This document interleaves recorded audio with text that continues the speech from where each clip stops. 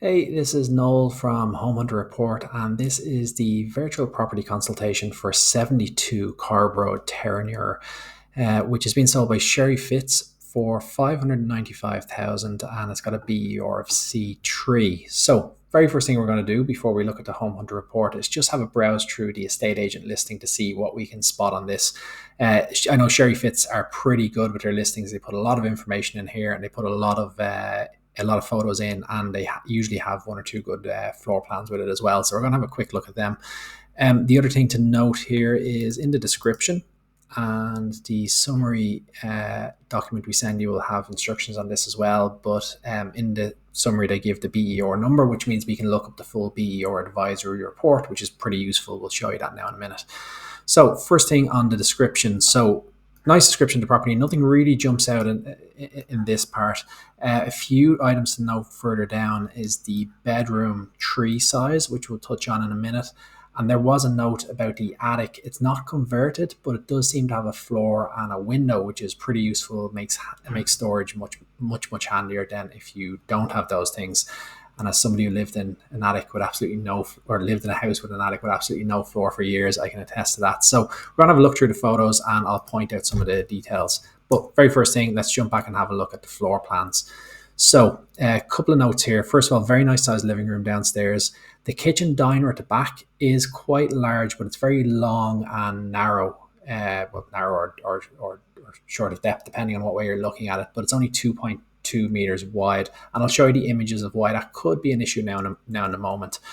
Upstairs, good size first bedroom, decent size second bedroom. Bedroom 3 at the back here, 2.4 by 2.4 meters.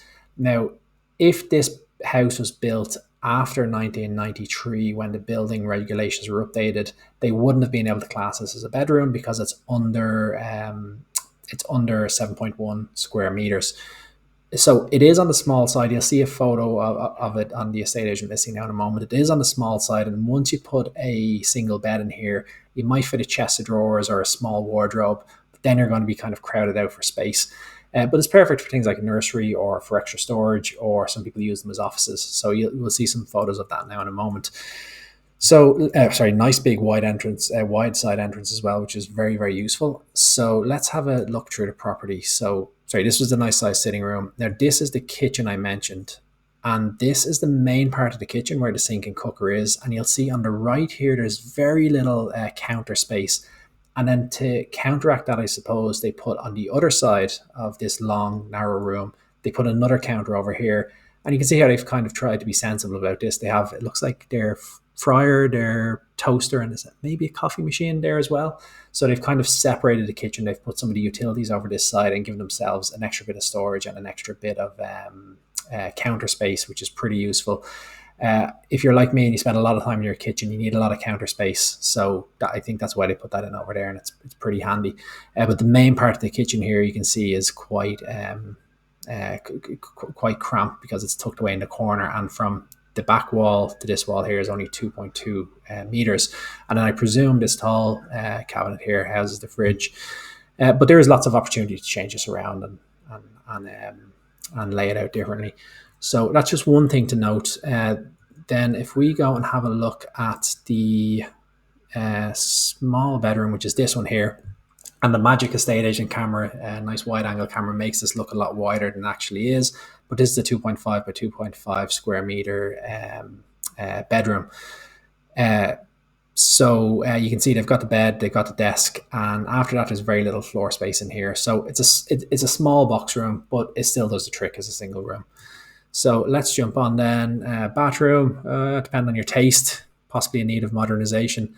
And this for me is probably the best point of this house. There's a huge back garden, and you can see the current owners have taken care of it very well. There's some nice mature trees down the back, grass that seems to be taken care of well, and there's just a nice swing set here, just to kind of show you the size of the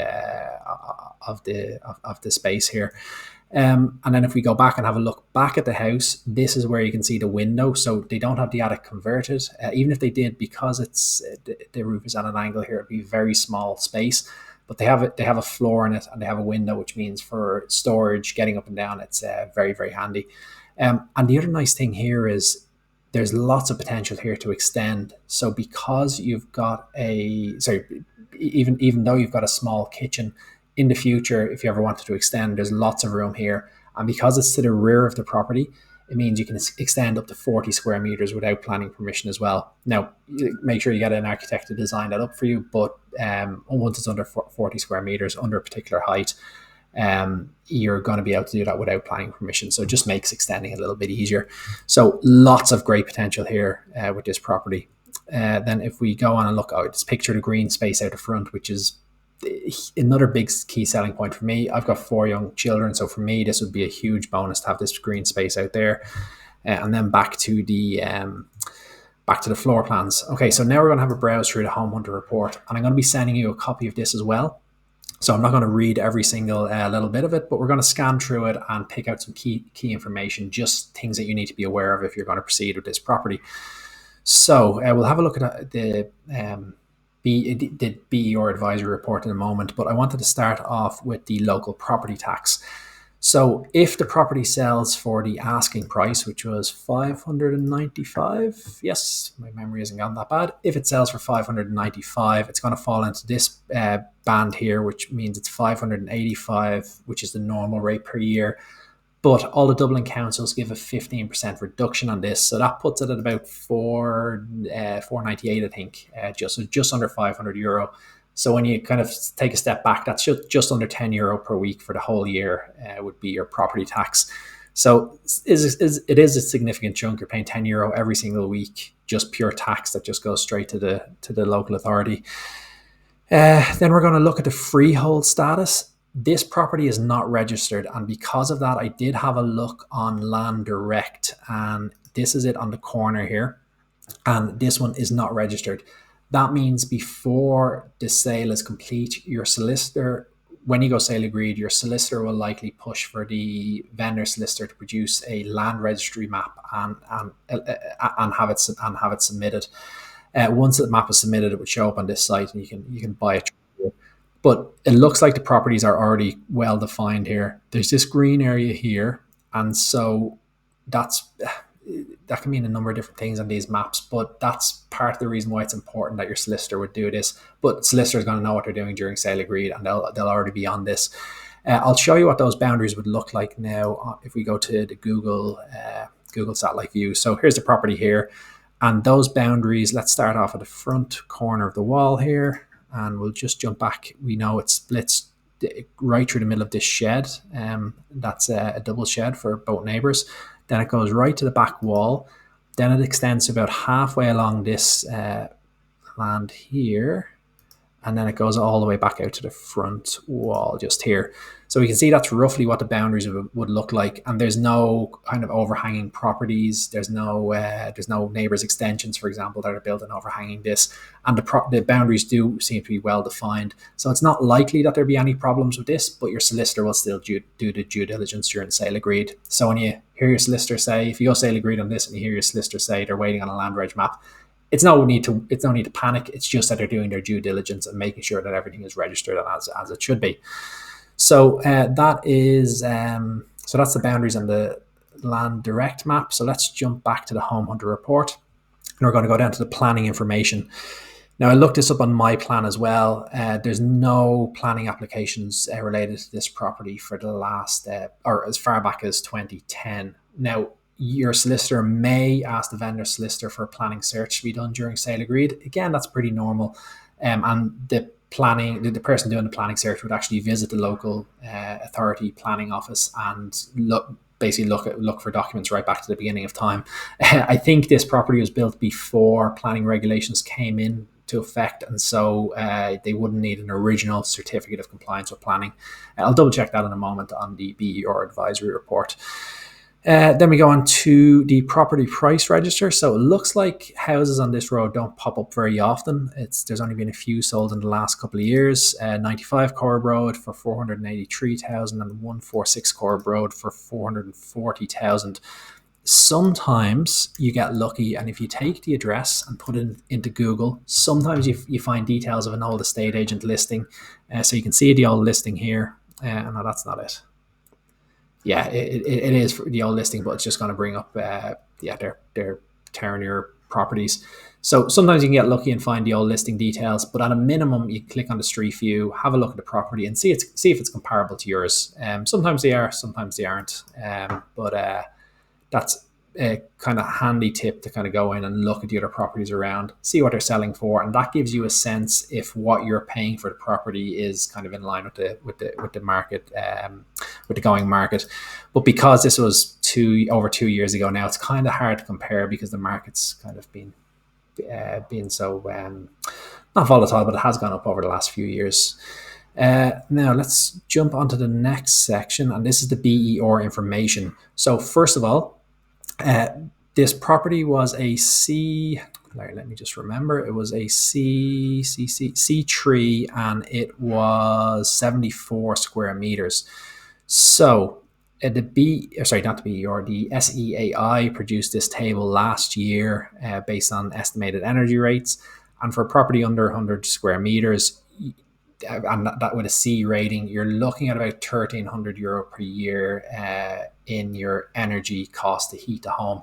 Now, it's gone up about 20% since last year. Some energy providers have started to lower their rates, but nowhere near back to the level they were a year and a half ago. So you're probably adding another 20% onto this. So maybe around 1,500 to 1,600 per year, which is about 130 odd, nearly 140 a month. So it is going to be costly to kind of heat this home on average throughout the year. But we're going to jump into the BER Advisory Report now, and you can see what the potential is to get it up to an A rating, which would mean you can see if you can get it up to an A rating, your bills are cut by a third for the full year. So let's have a look at the advisory report. So first of all, this report is produced by the BER assessor. So when they go out, they don't just give the BER the rating itself. They give this advisory report, which gives a whole bunch of other information as well. So the current BER is C3, but the potential BER is B1. So not quite, you can't, well, they figure you can't quite get this up to an A, and that would be common in older properties. Not all properties can get up to an A rating. Most can get up to a B. So this one they figure can get up to a B1. And then here you'll see they have each element of the property, its current performance and potential. So if we look at the windows now, it's very poor and the potential is good. So on the next page, it gives the recommended upgrades. I'm sure windows will be there. This is not the condition of the windows. The windows might be in good condition, but they might just be old windows, or they might be the kind of first gen double glazing, or they might be even single glazing. So the potential is to get them to a good energy efficiency. Again, this isn't the condition, so this doesn't mean that the roof is in poor condition. It just means the energy efficiency of the roof is poor, but it can get up to a good level. On the next page, they include all of the upgrades which would be required to get it to the potential, and whether there's grants available for those or not. They do give kind of a price bracket for what each of these would cost. So this first one is €1 symbol, so it's under 5,000. Second one is under 5,000. Third one is 5 to 15,000, then under 5, and 5 to 15. So let's just take the very top end of all of these. It's 15, 30, 35, 40, 45,000. You'll probably get it less if you go to a one-stop shop through SEAI, and then you apply your grants to it as well. So you're still probably looking into the tens of thousands to get it to its B1 potential, but depending on how long you can see yourself in the home for, it may be worthwhile considering some or all of these upgrades. The cheaper ones, some of the cheaper ones you get a lot of value out of as well, especially the roof insulation. If there's little or no insulation in the attic, it's definitely worthwhile doing that to the property. Even just the difference it makes to the upstairs bedrooms is massive. So then you can get, if you really want, you can read through the technical details here of how they actually do the measurements or what they measured each element at. But the BER Advisory Report also gives some other useful information as well, like the year of construction, 1958. So because this property was built before 1963 or 1963 or before, it didn't need planning permission to build a property, and so there wouldn't be a certificate of compliance with planning which would be needed from the vendor. There might be a few other documents, but your solicitor will take care of that. And then the total floor area matches the estate agent listing. They rounded it up exactly what I would do to 74 square meters. So let's jump back to the home hunter report and the satellite view. Oh yeah, so let's have a look at this. So We're going to zoom out a little bit so you can see it's right in the middle of a big residential area. You've got this huge green space out front, which is pretty useful. Like again, I mentioned earlier on, if you've got kids or planning to have kids, this is a huge bonus just to have this space out here. And then otherwise, there's no kind of big environmental concerns nearby. There's no big plants, no big factories. You've got your schools and that down here closer to Terenure, close enough to Terenure Village. Brady's do a pretty good Sunday lunch now. You can ramble up there if you want. You can see it's well-established residential neighborhood. Nothing really major going on here that would be cause for concern. So back to the home hunter report and the flood risk information. The map didn't load here. I did look at floodinfo.ie and there's no risk flagged according to the OPW flood info maps here. I'll put a link to the flood info maps for you as well in the summary email. Then onto the radon risk map. So the radon risk map shows it's in the lowest risk area, which is 1 in 20. Because of the age of the property, there may not be a radon barrier installed. So it's advisable for all people who buy a house to have a radon test complete shortly after moving in. They cost €50. A company that does them is Alpha Radon. You basically leave 2 devices, like little hockey puck sized devices in your house for 3 months. You then return them to Alpha Radon. They do the lab testing on them and they tell you if the levels of radon are within acceptable levels or not. If not, they advise on the course of action for any remediation work which needs to happen. It's usually a radon sump which draws radon gas out from the foundation, but it's in a low risk area, which means it's not likely that there's high levels of radon. But still, just make sure you always get a test done after you buy a house. Mobile coverage is kind of mixed. There's spots of good coverage around the area. Most of it is just kind of fair to good. Sorry, spots of very good coverage. Most of it is fair to good. So depending on your mobile network, you might have a little bit of trouble getting a signal indoors, but not everybody depends on their mobile signal all the time, especially if you've got good broadband. And that's on to the next page. There's no issues with broadband here. There's 2 very popular networks, the Open Air network and the Virgin Media network. So there's lots of packages up to 1 gig and lots of different providers. So you won't have any trouble getting decent broadband here. TV providers, all the usual suspects in here with all their hundreds and hundreds of channels, more than you could ever want. So won't have any trouble there. Lots of bus stops around. You're close to train stations in town. Dublin Airport, 12.99 kilometers. You're in Terenure, so you're either going back out to the M50 and then all the way around, or you're going through town. So not a direct route by any means, but still, if there's no traffic, you're going to get out to the airports pretty quickly. And then schools information. Look, you're in the middle of near Terenure Village here. There's going to be lots of primary and secondary schools nearby. These are the closest schools to the house, and this list is the Department of Education's latest list of schools. So you can see there's within just over a kilometre, there's 5 primary schools nearby, and within 1.5 kilometres, there's 5 secondary schools nearby. So if you do have kids or you're going to have kids in future, there won't be any trouble finding a school nearby here. Local eateries, there's loads. Look, the Revolution, their pizza's pretty good. Two Sisters Pub is nice. Lots of good eaters around here. These are the highest rated takeaways on Google that are nearby. So there's a good mix of everything here. You've got sushi and Thai, Chinese, Indian, XL Kimmage, is that maybe a chipper type place? And then Bell Pepper Kimmage. I don't know what Bell Pepper is. Local amenities, there's lots of parks nearby. Then pubs, what's the highest rated pub nearby? The Morgan Group. Or the Mangan Group. That might be a hotel nearby. I'm not sure. 4 Provinces Gastro and Brew Pub. The Two Sisters Pub, that showed up on the eateries as well. Bijou Bistro and Bottler's Bank. So lots of good choices for your local around there as well. So I'm going to make sure a copy of the Home Hunter Report is attached to the summary email as well. So going back up to the start of it. So it's a 3-bed end of terrace in kind of a well-established neighborhood. From looking at the property itself, there's not going to be a huge amount of potential legal issues that'll pop up just because the property's been here for so long. Now, you still need to hire a good solicitor who's going to look at this throughout sale agreed, and you still need to hire a good surveyor who will look at some of the elements of it. But even if we just go and have a look at the front of the house, you'll see the driveway has been extended. So technically a driveway extension needs planning permission. But on Google Maps, we can go all the way back to 2009, and we can see this has been done for more than 7 years. So in 2009, the driveway had been extended.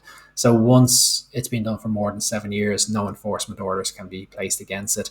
But again, during sale agreed, your solicitor will arrange for a planning search to be done. And if there is any enforcement orders, they'll show up on that planning search. So yeah, one point to note here is this driveway. You can see back in 2009, it was kind of clean. There was a little bit of growth already starting. But if we jump right up to now, you'll see it's pretty overgrown. So this is kind of like my driveway. Throughout the summer, every 2 weeks, I'm out scrubbing weeds off it. So the driveway will probably need to be resealed or relaid in the near future. So that's just one thing to note. Yeah, otherwise there's no major red flags jumping out here.